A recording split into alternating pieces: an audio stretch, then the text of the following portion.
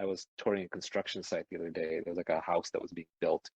And as I'm going through it, the workers are working on different parts of the house. And you look at a house and it's so complicated to build a house. It is unbelievably complicated.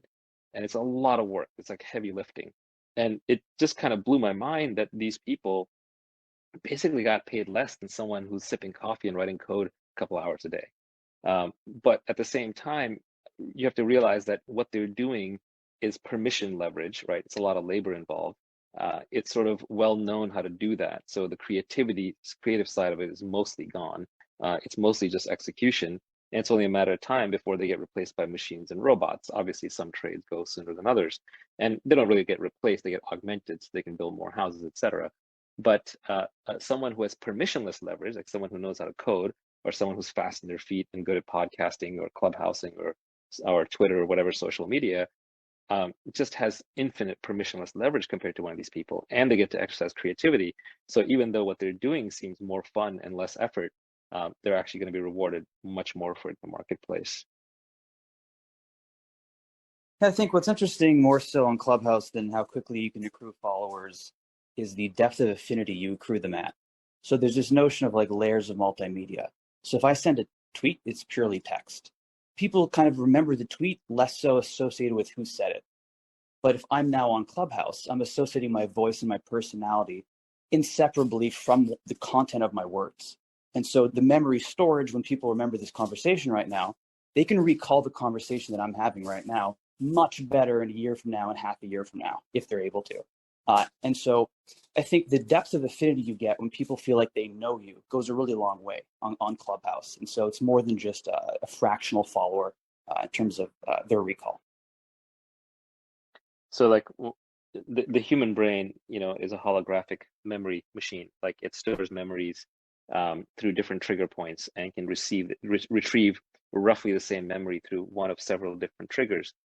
And so if you're memorizing something, for example, you want to do it in multiple ways. For example, if you have to memorize some complicated number, one way to do it is you count it out in your fingers. Then you write it down, you stare at the writing.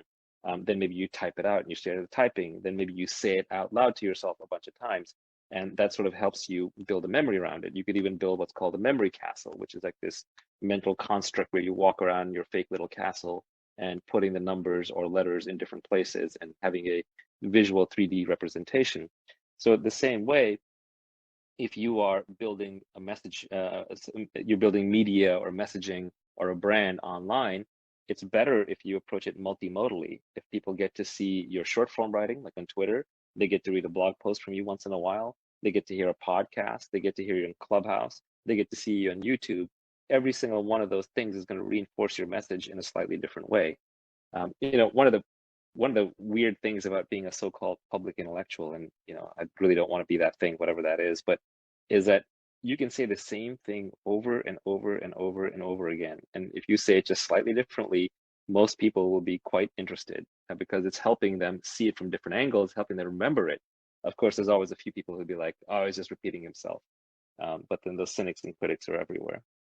But I do think that there's something to multimodal messaging if you really want to get a message out. The multimodal messaging also introduces a much tighter empathy feedback loop. So when people can in real time hear how you're reacting to their potential attack, it re-triggers that in-person idea, that in-person notion rather, of like, oh wait, I'm actually being too aggressive, too confrontational. So I think when you close that loop, it also just increases empathy. And it's like a shortcut. This medium over text is a shortcut for building affinity and empathy and recall. And then if you go one level higher, you have video, which I think is probably the long form video is basically the pinnacle of, okay, 2 hours listening to someone on Joe Rogan. I feel like I know this person much better than, seeing Naval say purely via his tweets for 2 years. Well, and the highest form of that is just in person. Oh, sorry. Go Sweta. Go ahead, Sahil. Well, the ultimate form of this is just in person, right? Like the ideal way to build an audience is one by one in person, like Jesus did. So I just think it's like all of technology, like the path of technology is basically making it more and more permissionless. Like it's basically just increasing permissionless leverage, which is just the idea that you should be able to do anything you want, whatever you want, whenever you want, right? That's just permissionless. Like when you're talking about building a house, you should be able to just like move your hands and like the house should just appear out of thin air. That would be ideal. That would be permissionless leverage, but you can't do that yet. And that's what, it's just getting easier. Like it's sort of another way to predict the future. Like why is Clubhouse a thing? It's like, well, eventually humans want higher fidelity ways to communicate with each other at scale. We want to have that in-person conversation. At some point, it will be in VR, it'll be, it'll feel like reality, or whatever, sci-fi sort of stuff. But that's sort of the eventual. It seems like we either blow ourselves up or that is an eventuality. Well, that's sometimes it's good to look at an absurd endpoint of something as a thought exercise, just to kind of understand what the point means. So, like the absurd endpoint of leverage, and sorry if I'm repeating myself. For those of you who hate it when I repeat myself, but it's omniscience is omnipotence. So if you know everything, then you are also all powerful as a consequence. If you knew exactly what particle to push or what grain of sand to flick in which direction, you knew how that would what the repercussions of that would be all the way down the line, you wouldn't need to do anything. You could literally just wave your hand and then the particles would collide in the right way and the right things would happen. In complexity theory, it's called the butterfly effect. But if you had knowledge over that, now that of course is impossible for any finite creature.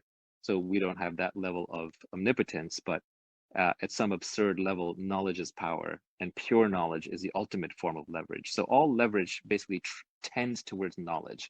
So this is kind of why I also believe that success in anything is just a byproduct of learning. And learning is just a byproduct of curiosity. So ultimately, if you are curious about something, you will be successful at it. And the more curious you are about it, the more successful you will be at it. So if your overwhelming desire is to figure out how to make money and how that works, then you'll make money. Yeah. If your overwhelming desire is to figure out how or why people are happy and how to be happy, you'll be happy. But it's got to be kind of your overwhelming thing. So learning knowledge literally is power, but the mechanism through which it achieves power is through leverage. I wonder if just combining like Naval's comments with what Sahil said about like the ultimate form of leverage being one-to-one, and what Julian said about, I mean, the high empathy kind of forms of media being, video where you can see and feel people's kind of subtle changes, and one-on-one is best because you can react to them. What we give up with our scaled kind of forms of media now is just the inability to feel the audience react or to customize anything. And I wonder if our next big evolution, our next big leap forward is going to be some sort of technology. It was like technology as a placeholder word for what that technology actually is, that allows us to like at scale provide deeply reactive media, whether that's, it's almost like the Neil Stephenson like tablet from the Diamond Age, right? It's a super, super reactive form of recorded media that lets us reach the audience deeply one-to-one wherever their circumstance is. Yeah, I'm just waiting for the basic Clubhouse feature where we can tell if the audience is interested in what you're saying or not, right? In the real world, audiences, the equivalent is a boo or an applause, or maybe for a concert, they light some candles or they cheer or what have you, but there's no equivalent on Clubhouse yet. And so there's no feedback loop. Now you're also talking about taking it one level further, which is using technology to create a one-to-one mapping from the speaker to the listener, even when it's a mass audience. I think that's hard to do authentically. Like, yeah, you could probably code up a Cyber Sahil or Cyber Julian, and then that Cyber Julian can sort of talk to people. But I think it's going to have the GPT-3 problem again, right? It's not truly sentient. It's not truly Sahil or Julian. So it's not going to be an authentic experience. And I think humans crave and understand authenticity. And when we get something that is trying to be authentic but failing, that's kind of the worst. I think we automatically reject fakers or poor attempts very, very extremely. The emotional uncanny valley. Exactly. It is. I wanted to use that phrase, but I don't want to confuse you. But you're right. It's exactly an uncanny valley. Uncanny valley is mostly using computer graphics where you have a 3D image of someone's face and it's almost that person, but not quite. And it just gives you the heebie-jeebies. It's kind of creepy.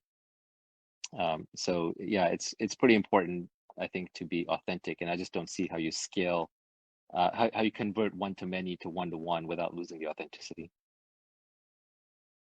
So what I find really interesting is what makes somebody a very compelling real-time extemporaneous speaker.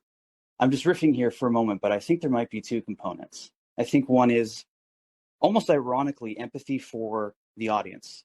Well, perhaps not ironic, but here's what I mean. If you can project yourself as an audience member and listen to yourself in real time, if you can run that parallel thread, you can say, Julian, you're really fucking boring right now. So it's figuring out this emotional roller coaster of what people are feeling as you're talking. I think that is one component. I think another component is being able to synthesize ideas very quickly. So if you can reflexively kind of combine two things folks are saying on stage, and you don't have to sit there and premeditate it, I think that's purely biological, that second component. I think the first, however, can be trained. I've heard both Sahil and Naval speak to this, and Robbie, I know this is your area of expertise, so I'd love to hear your guys' thoughts there. Sure, happy to jump in. I mean, when it comes to extemporaneous speaking, right, the first thing is always keeping your audience in mind, and I think you really hit on it, Julian, right? We're trying to connect with them emotionally. If we can have some sort of emotional effect on who we're speaking to, that's what's going to ultimately drive that immediate signal when they're listening to you that, hey, this person has something of value that I want to continue to listen to. Then it comes down to just simply being able to stay organized in your mind as you're thinking through the different things that you want to say and structuring them in that moment. Let me just interrupt. I mean, I would say, I mean, going back to status games, it's the highest form of status is to not care. So I was just about to say, like, I don't give a rat's ass what the audience is feeling. I'm talking for myself. Yeah, me too. Fuck everybody. No, yeah, I think that the goal is to just talk and be interesting in a way that you can't fake because you're performing live. You're sort of proving this fact, and then you can do whatever you want. Yeah, the rarest thing, everyone is trying to figure out what everybody else wants to hear. That's not rare. That's common. What's rare is saying things that are true that either other people haven't thought through fully before, or things that other people don't dare to say. Those and are I would push back a little bit too on the interaction component. Like, I think Clubhouse forces that sort of, it makes it easier for us to forget that there are other people. So it's like it sort of makes it easier for us to jump. That way. That's right. Yeah, Clubhouse is designed to make you and I think that we're having an intimate, private conversation, and then letting thousands of people eavesdrop in. That's literally the whole design of the system. That's why I think they don't allow recordings, or they say not to allow recordings without everyone's permission, because they want to make it feel like it's a casual conversation, when of course it's anything but that. So basically, say what you think is interesting for yourself, pursue novelty, and if it interests you, it'll interest a significant portion of the audience. So this kind of notion. No, forget the audience. No, or it won't. Don't pay any attention to the audience. Don't pay attention to followers.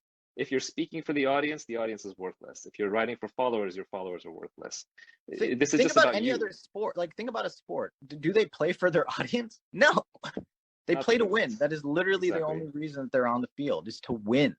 And so, like, if you want these people to play the best, you put them in a bubble with no audience. Yeah, playing for the audience is also inauthentic, and people, even though the people will deep down detect that, someone who's playing to the audience will eventually be boring to the audience. Yeah, I really enjoy that. I really like that framework. That resonates. Part of it also, I think, is just the authenticity of having a conversation with a buddy, like you guys are referring to. The more you can it's also about risk, I think. Like, it's risky to talk about the things that are in your head and you haven't talked about them before. You haven't performed them hundreds and hundreds of times. Like, when you're reading a script, and there's obviously, this is a spectrum, so you can have things that you've never talked about. You have you have your bits that you go to. I think it's actually very similar to sort of stand-up comedy. But I think it's about the risk. It's about the fact, this is why live performance is interesting, even though you can go listen to an album and it's higher quality. You don't have to go to a music festival. Is because you're like, it's the risk involved, and it's risky, and it's the scarcity there. Yeah, it's hard to be interesting for long periods of time. Most people cannot speak extemporaneously on many topics and synthesize them on the fly, as Robbie was saying and Julian was saying. These are difficult talents. So what ends up happening is most people, when they have to go live, they end up resorting to talking about politics, news, weather, sports, because these are things that are also live. So there's always you can always say the old things again in a new way about new data. So talk radio tends to degenerate into those categories. But now, if you get out of those categories, what remains? If you want someone to just talk extemporaneously live, there are very, very few people who can do that for long periods of time and stay interesting, right? Most of the few remaining ones you'll find are in comedy, and even those are heavily rehearsed, right? A good comedian rehearses their jokes over and over. but a good comedian is a good speaker. They're witty. What are they doing? They're telling the truth, the uncomfortable truth, in a way that they can get away with it, right? They're showing how to be brave in front of an audience and not get, hit by the mob. It's a classic role of the jester. And so, it's hard to be interesting for long periods of time, and most people can't do it. So you end up with professional comedians being the very small class that can do it. Now, so if you look at talk radio, there's a Howard Sterns of the world, which are basically comedians. And Joe Rogan, right? There's the news people of the world, very often in extreme politics, right? So they always something new to talk about. Rush Limbaugh, who just recently passed away, was one of these characters. Or you have sportscasters. But outside of that, talk radio is really tough. So how's Clubhouse trying to tackle that? Well, one thing Clubhouse does is it throws multiple people in a room, right? Second is it's unscheduled. Like, I don't have a Naval show. I don't have to show up at a specific time and always perform. I can leave when I'm bored, or I can turn over the heavy lifting to Sahil or to somebody else. Sahil actually called me into this room, which is why I'm here. And so there are ways to kind of mitigate the issue. Status games. That was a status game right there. It was. Sahil was getting winded. He was exhausted. This format is hilarious because the moment I come in, my followers get notified. Then my followers show up. Some of them stick to you. So of course you want me in your room because I suck in a whole host of followers, right? That you then leech off of. So what have you done for me lately, Sahil? I'm working on AngelList rolling funds, everybody. But I show up because Sahil is interesting to talk to, right? He's one of the few people that I can riff with for long periods of time, and he'll say something interesting, and I might learn something that I get a kick out of. So here I am. It's a bait, right? You set the bait. Here I am. But even Joe Rogan. Joe Rogan is a stand-up comedian. He's a really funny guy. He's a really interesting guy. He's got lots of opinions and everything. But even Joe doesn't make the Joe Rogan podcast about Joe Rogan. He's interviewing people because at some point you just run out of things to talk about. So you need somebody else to riff with. And so I just think the Clubhouse phenomenon is going to be interesting. Now, there are a few people in human history who can just talk and talk and talk on their own about whatever their favorite topic is, and they will inspire lots of people. There aren't many of those people, but those are the people that create movements, right? Gandhi, Martin Luther King, Hitler. These are people who are Trump. Yeah, these are people who can riff extemporaneously for long periods of time, and their audience who is aligned with them will forgive the foibles, understand the broader message, and then get really, really unified behind this person. So I think those kinds of leaders, for better or for worse, will emerge in Clubhouse and sort of be the dominant personalities over time. They will literally have individual cults of personality. Yeah, if you thought Donald Trump was scary on Twitter, imagine Clubhouse. I'm interested in what makes something interesting. I think part of it is novelty, like Naval was mentioning earlier. So if you break down novelty, it seems to be a few things. One is, did you say something counter-narrative? So something against what people are told is how the world works. Or maybe something counterintuitive. Something to the effect of like, oh shit, I had no idea that's how the world works. I didn't realize that intuitively. Or is it shock and awe? Or is it a really elegant synthesis, maybe? So I think it's all of those things are the same thing, which is this truth. It's telling the truth, either a truth that people didn't already know, or it's a truth they knew but couldn't articulate the right way, or it's a truth that they did know, could articulate, but were too afraid to say. It's all about truth. It is very difficult to speak truth in front of a large group of people, and it takes a lot of verbal skill and a lot of synthesis to do it.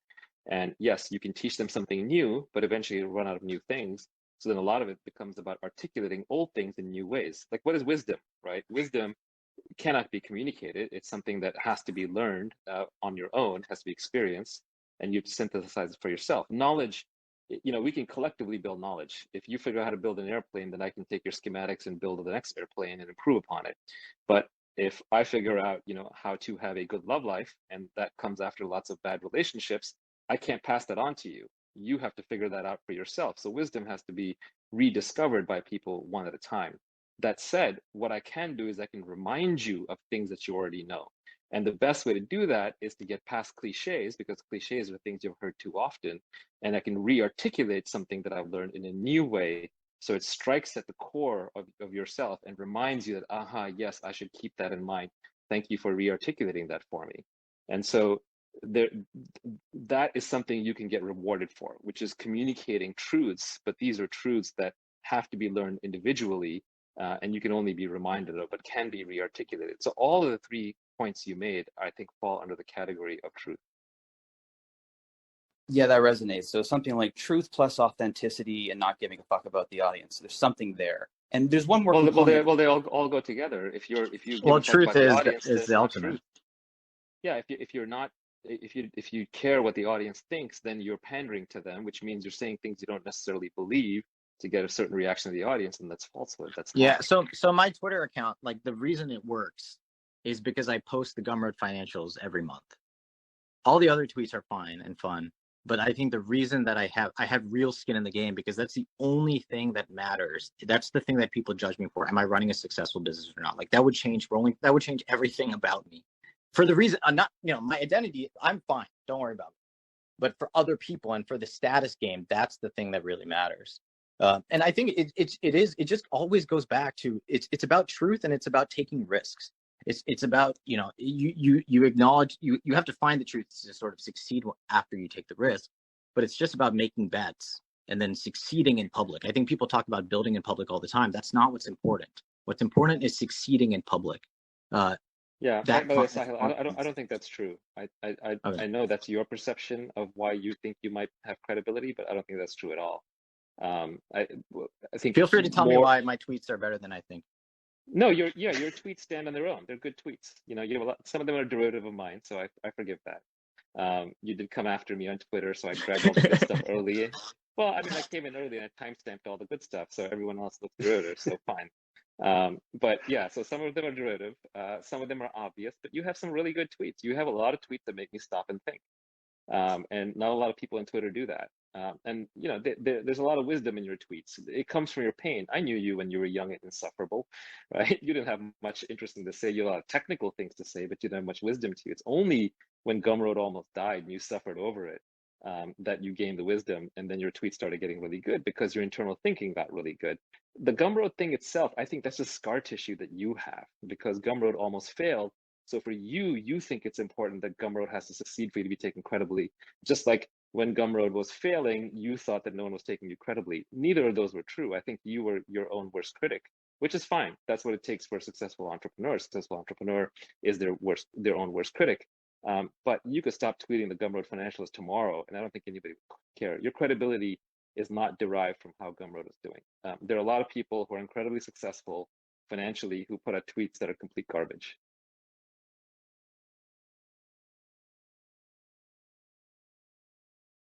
That's the shortest bio I've ever written. Sorry, what's that? What's the No, shortest bio? I was making a joke, just like that was a better bio than this. Oh yeah, no, I mean, yeah, bios. I mean, it's difficult because like the answer is it's like it's simple. We know what we need to do to be successful in all of the different fields. We know how to be a good writer, write a lot. We know how to be a good startup person, like find customers, understand them, solve a problem, build a product. These things are just hard. And so we look for like, oh, maybe these other things matter, but like we all kind of know what matters. Like we kind of know what's necessary in order to succeed in many different pursuits. It's just like everyone knows how to have a six pack. Everyone knows how to get ripped. that information's been out there for a long time. So what we really want is we want people to just show that they've actually done it. They've put in the work and the time. They've taken the risk. They've got to the truth of what makes someone healthy, what actually works, and then their output is just evidence that they got to the truth. And that's sort of the you don't want a sick doctor or a fat trainer or my favorite is these life coaches whose own lives are in shambles, or these executive coaches who have never built a business. The unfortunate part is like a truly great executive coach should have built a successful business, and those people are generally unhireable or they're extremely expensive. Of course, all the people selling get rich quick advice, for $20, like that's all complete nonsense. All the people giving you stock tips or crypto tips on Twitter, complete nonsense. These are all fake signals. It's surprising to me actually how many people fall for them. It's kind of sad. Why do you think people fall for them? Is it just like at sort of each tier of the game, like of each status tier, there's sort of like it actually makes sense to play the status game to get to the top to kind of get to the next phase, or how do you think about that? Well, there's some amount of unfakeable knowledge or unbuyable knowledge. There's some things that just cannot be purchased in the market, right? So what can't be purchased in the market? I would tweet about this that I often refer back to myself, which is a fit body, a calm mind, and a house full of love. These things cannot be bought. They must be earned. And so those three things are things that you are unfakeable signals. You have to go and get them yourself, regardless of how much money you have. And we're used to kind of getting everything in our lives with money, even though we can't get those three things. There's actually a fourth one that's a little more subtle, which is important, which I would just call kind of, I don't have a good name for it, but it's sort of just knowledge about how to like deal with situations. You can't necessarily buy that judgment. Let's call it judgment, right? So let's say that, for example, that you are, like this happened to a friend of mine recently. He broke his ankle, okay, and he has to decide whether or not to get surgery. And of course, if he goes to the surgeons, they all say, yeah, you need surgery. And if he goes to non-surgeon doctors or people who are doing yoga or massages, they'll say, well, massages are good for you, or yoga will fix you. So it's and he has a short period of time to figure out whether or not to get the surgery before his ankle could potentially repair, heal in a way that's catastrophic for the long term. So no amount of money will help him make this decision, because he's not an expert in ankles himself. So he has to figure out who to trust. And it's the who to trust problem that is the core problem. It's like, for example, if you're president of the United States and you're running the country and the NSA comes up to you and says, Russia's about to attack us, we need to sneak attack them first. And the CIA comes in and says, no, actually, this is a fake signal. Don't listen to the NSA. Like, how is the president going to know, right? He doesn't, because he doesn't have his own core expertise in the topic. So it becomes a very difficult situation. So there's certain kinds of knowledge and judgment that just cannot be bought with any amount of money. You just have to figure it out. You have to figure out who to trust. It's the picking experts problem. So anyway, those four things, which is knowledge that helps you make decisions, aka judgment, plus a healthy body, plus a calm mind, plus a loving household. These things, you just have to work at them. And so the one remaining thing, which is money, is the universal adapter, right? That money can solve pretty much every other problem. So people know that, so they want the money. And there's a certain desperation and a certain hunger for money in our society, which I kind of feel bad about, which is why I did, partially all the how to get rich work to help people figure out the principles of making money, or creating wealth, I should say. It's that people are so desperate for how to figure that out, that even when they know that this thing is probably scammy, it's probably a waste of time, this guy probably doesn't know what he's talking about, he might have a good tidbit in there, right? They're so desperate. And it's a little sad, because making money, as I was saying, it's an inevitable byproduct of learning. And that's not the road people are able to go down. A lot of times they've already completed a university degree, might be a single mom, might not have any avenue to making money, might be a factory worker, might be at Starbucks, what have you. And they're like, oh man, I really, really need to figure out how to break out of this. I need to figure out how to make real money. And these people are desperate. And so to them, it's like, okay, well, I'll spend the $20. I'll go to the seminar, I'll listen to this guy. He does seem to dress well. He does drive a sports car. Maybe he has some clue, but they don't even know where to start. And I feel bad for those people. And, thanks to Eric, the Naval Almanac exists and it's out there. And hopefully people will read at least some principles of wealth creation. And at least at a high level, be able to, make some good decisions and differentiate from charlatans and get rich quick schemes, from having real judgment, real learning that can help them make money, and learning leverage. Leverage is actually the biggest piece of it. Accountability, great. You can make it big without accountability. Even specific knowledge, like, very important, but you can actually make it without specific knowledge. But if you don't have leverage, you're never going to make real wealth. So leverage is actually probably the most important component of the principles I've discussed. I feel like you did us a big favor by labeling that leverage and just putting the big buckets in place. But I'll tell you, yeah, the idea of leverage is as old as the hills. I don't take any credit for sort of pushing that, but I think the pieces. Let me tell you the two pieces that I didn't read elsewhere that I thought I uniquely figured out for myself. One was specific knowledge, and then the whole thing around specific knowledge. How do you build it? Well, it feels like play to you, but looks like work to others. And it's something that you probably intrinsically already possess since you were a child, or learn through intense curiosity. The second piece is permissionless leverage, which is obvious. I mean, it has no marginal cost of replication for these products, which is breaking it out as the newest form of leverage and using that whenever possible. I like to think that those were kind of at least somewhat unique improvements upon the leverage framework. Yeah, I mean, I think we're still seeing the results of that, especially the permissionless leverage piece. Like, that is just dominating the results of the world. And that snowball, that cascading effect that like that Well, new type of it's leverage is having is still you playing out. want to be early too. Like leverage, over time, leverage gets proliferated. Like leverage spreads. It's kind of like profitability economics, right? Yeah. Like it The sort of levered tends get more to leverage. zero. Yeah. So ultimately, people find out, word spreads, and so a simple way to find leverage is to just go where very few people are. Like a gold rush is literally this, right? Like Naval went here with all his amazing tweets, and now I'm like stuck with like the scraps. So your Clubhouse is a great example of this. Like, go to a new social platform. There's less, people have less residual followers. You can prove yourself as interesting earlier. Obviously, you have to find the right platform for you. It's not, it's not just like the newest one. I'm sorry to tell you, Sahil, but I beat you to this one too. So I know. Sorry. Third time's a charm.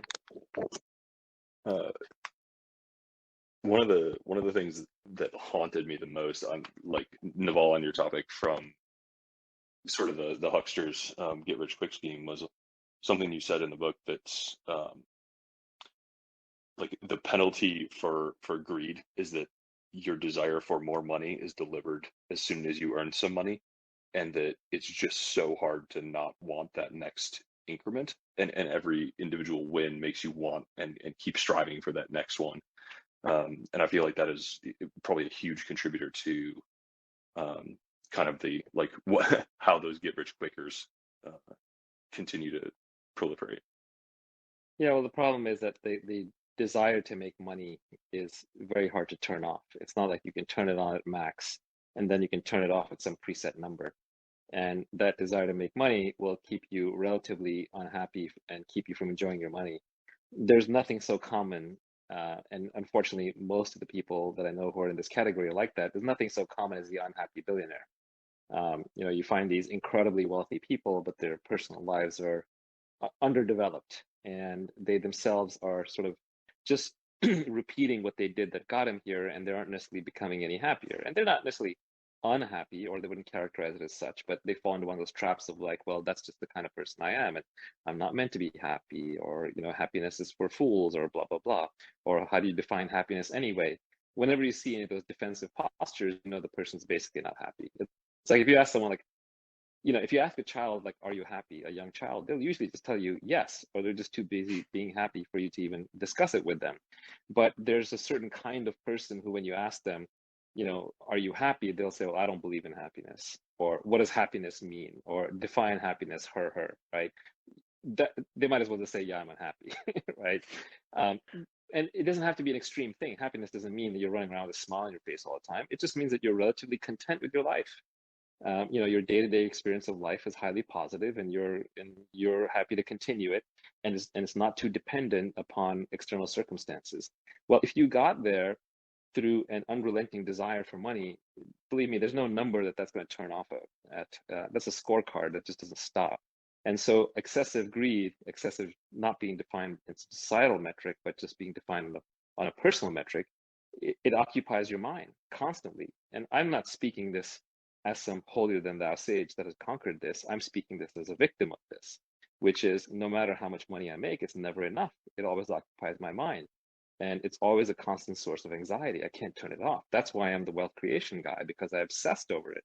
And that obsession is hard to get rid of. And all I can kind of do is acknowledge, like, okay, this is a mental disease that I have, and I just kind of have to deal with it. And maybe eventually I'll realize that the cost of the disease is too high and I'll drop it. But until then, I'm resigned to living with it. So there's not ever a point that you consciously made a decision to reprioritize like what you were going after in life? Yeah, I don't do a lot of conscious planning, or if I do, it sort of falls apart anyway. I just find life is a lot better if it's lived spontaneously. Obviously, I have that luxury now, so I can do that. But I read some tweet today. Someone was basically saying, like, if you had all the money in the world, and if you had traveled to all the places you would want to travel to, what would you do with your life? And I reflected on it for a second. It's like, yeah, it's basically what I'm already doing with my life. So by every possible definition, I have enough, and yet, and yet, and yet. There was a day a couple of months back where I was sitting on a beach, and it was a beautiful beach, Caribbean style, not actually in the Caribbean, but powder white sand, and beautiful warm ocean. And I'm sitting there, there's a nice breeze, and there's a sunset, and I'm just kind of hanging out there, and everything was perfect with the world, right? And this is the point where I, as the author, am supposed to have some epiphany about how great life is and how I should be grateful. But that's not what happened. Instead, I realized actually the thoughts that are going through my head, my mood, the quality of my life is exactly the same as when I'm sitting in my living room or when I'm sitting in my bedroom and on my iPad, or I'm just meditating, or I'm just walking around, or I'm just looking out the window, or I'm talking to somebody. It was no better and no worse. Being in this highly privileged position didn't really, in this situation, didn't actually change anything. So it really is true that your worldview is your world. It's just a single player game going on inside your head. There can be, for example, 5 of us are here talking tonight, and we're all having roughly the same experience. We're staring at our phone, and we're engaging in a conversation in Clubhouse. And I assume that all of us are relatively warm and clothed and fed and comfortable. Yet the internal quality of our minds and lives is completely different. You can have 2 people walking down the street. One's really happy, one's really unhappy, but they're actually in the same physical environment having roughly the same experience. So it's really all about mindset and mind control. If your mind is out of whack, your life is out of whack. I don't know where I was going with this, but it's all an internal game. It's all single player. And yeah, making more money beyond a very early point doesn't actually change anything in your mindset. You know, there's definitely a threshold where you need to get to where you're relatively comfortable. And there are multiple checkpoints. Like obviously, if you don't have to show up to work anymore, if you're semi-retired, either because you're doing something you love or because you made enough money, or just because that's how you live your life and you just chose to live without money and you know, even without doing work, which is perfectly valid, then you have a lot of flexibility, and it gives you another improvement point in your life. I do think people underestimate how much misery schedules bring to your life. Like I see a lot of very successful, wealthy people who just have busy calendars, and sometimes I get guilty of it too, and I fill up my calendar. But there's nothing that brings me as much joy and happiness as an empty calendar, where you can just be spontaneous with your day. Doesn't mean you don't do anything, but you just do the things that are important and that you want to do, as opposed to be going through a day of obligation. Yeah, I think that's a good like intermediate threshold. Daniel Vassallo was on here earlier, and he said like kind of something similar. He's like, I basically rearranged my life priorities as soon as I realized that I could have all my time back and not change too much about my materials. Yeah, I say basically like you want 100% free time. That's the goal. It's like 24 hours of free time a day. And once you have that, then you have time. So then you can start spending that time towards and all of the other things you might want to do. But I think a shared goal for almost everybody is to basically have 24 hours of free time a day. Like that seems reasonable. Yeah, one model that might be helpful just to jolt people awake on that is, and I didn't make this up, I read this somewhere. Unfortunately, I don't remember the original author, but we're all born time billionaires, and we just get poorer with time as we go on and on and on as we spend our time. You know, Warren Buffett probably is a time millionaire, and I'll bet you he really wishes he could be a time billionaire, but the time billions are gone, and what's left are the money billions, but he can't trade those back for time. Ask any rich person, you know, how much money they would give up to be 10 years younger, and I think most of the sane ones would tell you all of it. I mean, ultimately, that's the thing you can't leverage. It's the only thing you can't leverage is time. Well, I guess that's a question is like, at what point do you stop focusing on leverage is, I think, the answer to like, are you trying to do more and more and more and more, or are you trying to stay steady with less Well, time I think and it's like, get your time back? like being fit, you know, like I think truth is you're just idling. Like you're unless you're like, you know, at above a certain weight, that is probably more than most people weigh. Like you're not going to die early, you know, like your life is relatively what you want it to be. And the same, you know, you're just kind of like, I don't know, just filling your time doing things that you hopefully enjoy doing. But like you know, as long as you stay within that band. Yeah, maybe like, I mean, tactically, like how do you protect your time and ensure that, you know, especially being like public figures, you know, everybody up here has at least a few thousand followers here and many more on Twitter. Like, how do you protect your time and ensure that you have that or work towards that 24-hour? Say no to everything, delete emails without flinching, and without responding, without flinching. walking meetings only, make them short, ask them to do it by email and text instead. I mean, there's lots and lots of techniques. Two-factor auth for your calendar. Basically, if you agree to a meeting, then don't actually agree. Wait 24 hours, make a note to yourself, go back and see if in 24 hours you agree. Another rule I have is if you wouldn't take the meeting now, then you probably won't want to take it later. These are all just reminders. Obviously, I still end up overscheduled and with too many meetings, but you basically just have to keep meetings off your calendar. 30-minute meetings instead of hour meetings. No pleasantries. If you've ever done a meeting with me, you'll know I just don't bother with pleasantries, either introductory or goodbyes. Right? Let's just cut to the meat of it. So there's lots of techniques, but what all it boils down to is, there's a line, the destination creates the avenue. So if you are completely convinced that meetings are generally a plague and you want to do as few of them as possible and you hate them with a passion, then you will find ways to not do meetings. Naval, I have never gotten emails faster from anyone or shorter from anyone as consistently as I get from you. Like no more than 10 words, no more than 10 minutes. If you're ever going to reply, it's a if miracle. I'm ever going to reply, right? But most of the time exactly. I don't reply. Yeah, most Right. people I don't reply to most of the time. I used to have for years. I used to have an autoresponder set up on my email, which just said indiscriminately to everybody because Gmail, unfortunately, doesn't let you be too discriminating about it. But it just said, I'm off the grid and not checking messages. That's it. I think that's That still was my on, email so autoresponder for years. Oh, is it? I thought I'd turn it off, but yeah. I mean, one of the things I've realized is that in email, people are really good at creating work for you, right? A lot of inbound emails, somebody else had a whim and created a task for you and then stuck it in your inbox and it's like, here's a to-do for you. And you have no obligation to respond. You have no obligation to engage. A simple rule that I really like is, do I have to do this? And if the answer is no, don't do it ever. Because the things you have to do, you're already doing. So just, basically don't respond to anything that you don't need to respond to, which should be very, very few emails over time.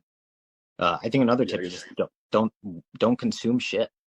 Like, don't spend your time like consuming a bunch of crap. Like, so many people complain about how little free time they have and how busy they are, and then they tell me like the intricate details of Game of Thrones. And I'm not saying this to be holier than thou. Like, I just happen to not care as much. But you just have, ultimately, like, there's time in lots of places. Like, if you actually break down 24 hours a day, it can be a lot of time. Saying I don't have time is another way of saying it's just not a priority, right? It's just you want to spend your time the way you want to spend it, and if you want to be productive, then don't. I actually think watching movies, TV, news, sports, it's largely a waste of time. Video games, largely a waste of time. Not to say I didn't do it. I spent large portions of my life watching all of those things and playing tons of video games, but at some point or another, I just started viewing them as a waste of time. Honestly, I've read a ton of fiction books, and I now view most fiction books as a waste of time. It's very hard for me to engage in fiction because I'm just like, all right, cut the chase. Tell me what the new interesting thing to learn is. Because I just read too many of them. I'll recognize the storyline, the archetype. I can kind of see where it's headed, and I just have a hard time caring about these fictional characters because I myself am too conscious of my semi-fictional life where I'm dying 1 second at a time, and I have no time left.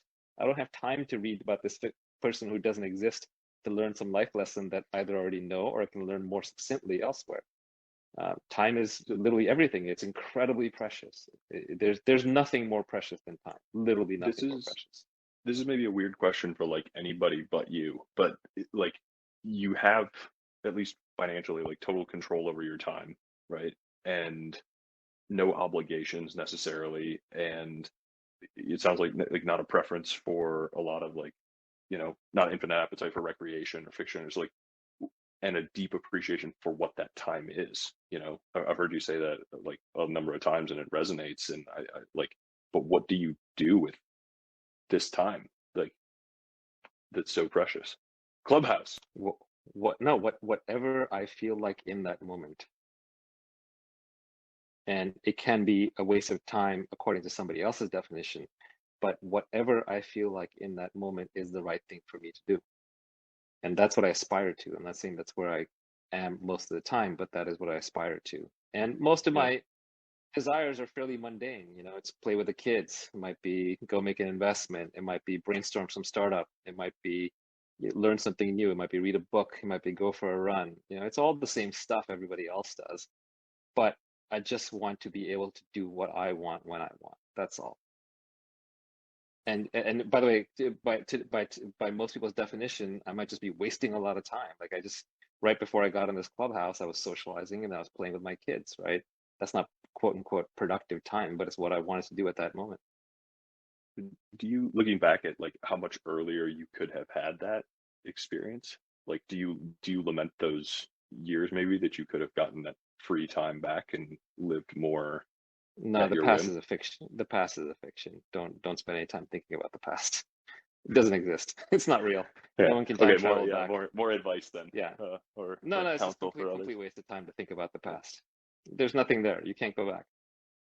Yeah, maybe if you have some important lessons to learn, but those lessons can be learned pretty fast. You can synthesize that data very quickly. There's no need to reminisce upon the past. I think people get trapped. A lot of people are sorting out their past when the past is just entirely contained in your head. It's not anywhere else.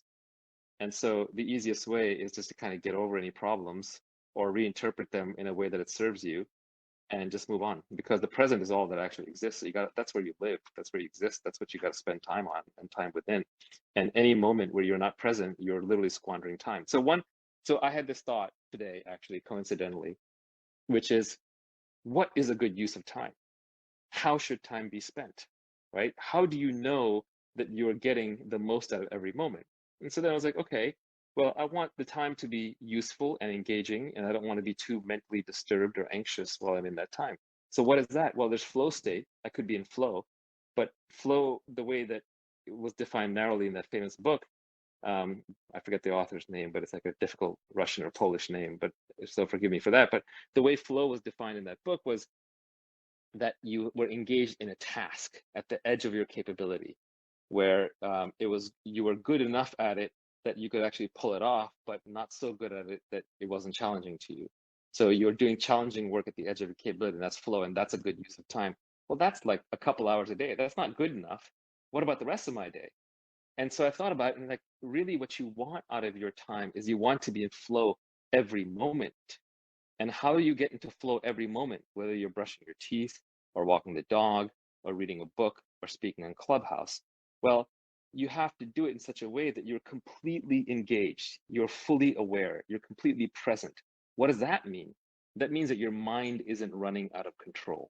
So ultimately, if you don't want to waste time, your mind has to be under control. And you can't control your mind. It's an uncontrollable monkey. Now we're in catch-22 land. So all you can do is be aware of your mind being out of control, because that gives you a level of detachment from your mind that then lets you be in flow. So the very, very subtle answer to the very difficult question of how you should spend your time, the answer is by being self-aware within every moment. Yeah, I think a lot of people, they try to get better, but it's just become more observant of who you are, and you will automatically just get better. Like if you could, or you don't, but all you can control is just being aware of what you're doing. There's just far too much going on, where you were born, what languages you speak, who you were born to. Like there's so many variables that this present moment consists of. All you can do is just observe as much of it as possible. Well, you are a play of a set of infinite forces launched from the Big Bang, intersecting at this precise moment. Your inputs into that and your ability to control that are incredibly limited, if they exist at all. So the best thing to do is, of course, function to the best of your capability, but just be as aware as possible, as self-aware as possible, because you're always aware of the environment around you, right? So your awareness always extends in the environment. The problem is it extends too far out into the environment. You lose your self-awareness, then your mind starts running crazy. You're constantly reacting to things. The moment slips away from you because you're lost in the past or the future, which don't really exist, and your time is wasted.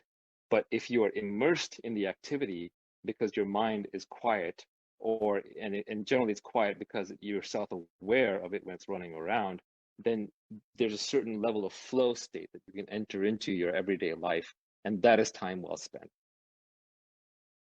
And my little hack for this is just trying to zoom in, right? Like even the tiniest like bite of food or sip of water or like whatever can be a deeply immersive experience and pull you into the present. Well, it's like the first level was 100% free time, and then the second level is 100% flow state. Yeah, I think that's right. Well, and it doesn't, the beauty is if you get 100% flow state, it doesn't even have to be free time. So free time, in a sense, is True. a crutch. It's a crutch because you don't know how to be immersed in whatever it is that you're doing.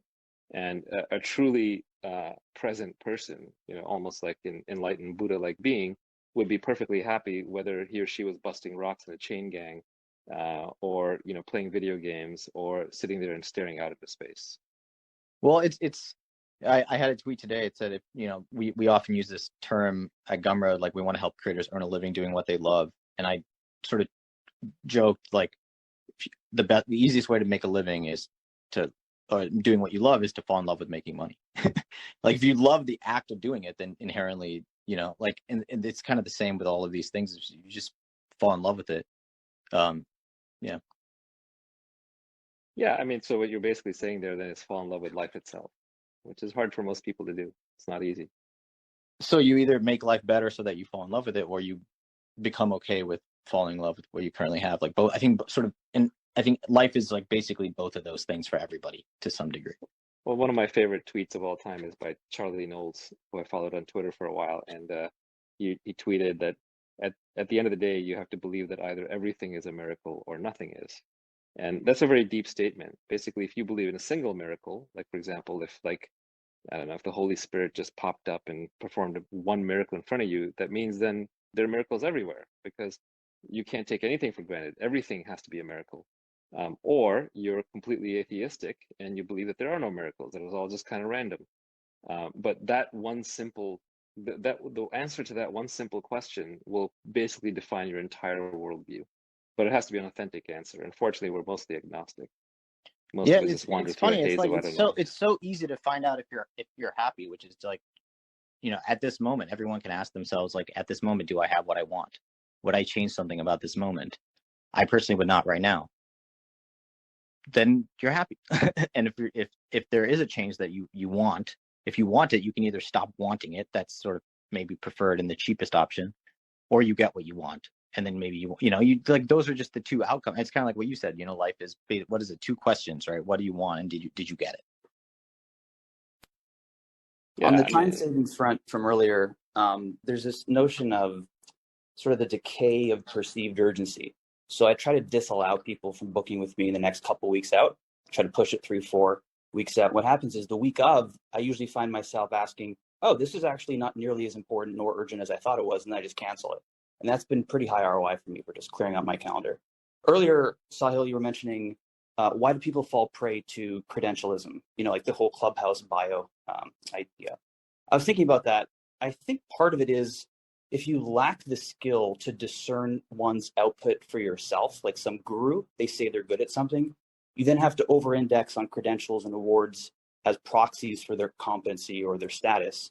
And what happens is people who have themselves not won awards overvalue awards, whereas people who've won awards don't value them very highly because they realize their bias and arbitrariness. And so you're kind of stuck in this rut of, I think the best way to get out of it is essentially to build the taste or find the agency to determine for yourself one's competency if you're going to pay attention to them. Yeah, I was reading Jed McKenna recently, and he had this great line, which is like, there's no, like, the concept of wrongness is wrong. There's no concept, like, nothing is wrong. The universe just is. It's fucking weird, but it just is. Well, yeah, it all boils down to subjectivity. From the perspective of a single observer, things can be right or wrong, but on an objective, universe-wide basis, there's no such thing as right or wrong. But of course, if you believe, which I think most of us do, that you're a single instance animal in a specific location at a specific time, then you do need to have a concept of right and wrong to function. Jed McKenna, for those of you who read him, he doesn't believe that. He believes that he's the entire universe. He's consciousness itself. And so therefore to him, it's clear that there is no such thing as right or wrong because he's trying to be completely objective. It's a God's eye view upon humanity, which I don't think most of us have. But is that something like worth attaining? Or if you want it, I guess. If it makes you happy to get, then fine. it's not the question of whether it's worth attaining or not. It's a question of, is it true or not? Are you awareness itself, or are you a single instance of that awareness in a simian body? So it's a question of truth. If wanting it is sort of silly, because Jed himself doesn't believe he exists. Now we're getting pretty existential here, but you have to have read this character to know what we're talking about. But Jed doesn't believe that there is a person named Jed McKenna who's like a real being. And so there's no one there to go get that, to go attain that, right? Enlightenment is a booby prize. It's realizing you don't exist and that you are just raw awareness and nothing else. So there's no way to want it, because the thing that wants it, the you that wants it, disappears upon getting there, or disappears upon the realization, I should say. It's ego suicide, not for everybody. I mean, that is kind of flow state, right? Like, I think flow state is like sort of temporary ego suicide, ego death. That's right. Yeah, your mind goes away for a bit. It really helps if you don't care about your own survival, though, because it's very hard to figure out how you would really accept such a state and still be, I mean, you'd be basically functional, but whether you would be long range planning functional or not is a different story. Yeah, I mean, that is something I've thought about. Is like, is there some, like, there's always going to be some latent amount of suffering. Life is suffering. Like, you just can't get rid of that, right? You can't get rid of suffering until you get rid of joy either, right? They're just opposite sides of the same coin. If you didn't define one event as joyous, then you wouldn't define another event as suffering, right? It's like every time you create a friend, you create the basis for an enemy. So it's just the game that we're all playing. I mean, that's the life you got to live, ups and downs, lefts and rights. That's what makes it interesting. Otherwise, as Jed McKenna says, it's just, he also says enlightenment is a booby price. It's nothing forever. That doesn't sound that compelling to me. But if it's the truth, it's the truth, right? He got there because he was obsessed with truth seeking and not necessarily with what was better for him or worse for him.